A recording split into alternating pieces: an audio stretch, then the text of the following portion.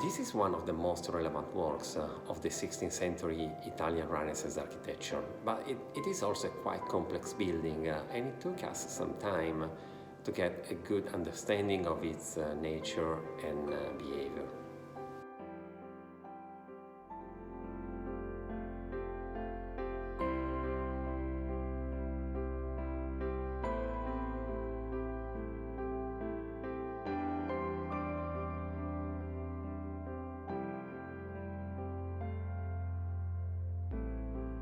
Renovation of existing buildings, along with circular economy principles, is key for transforming our economy.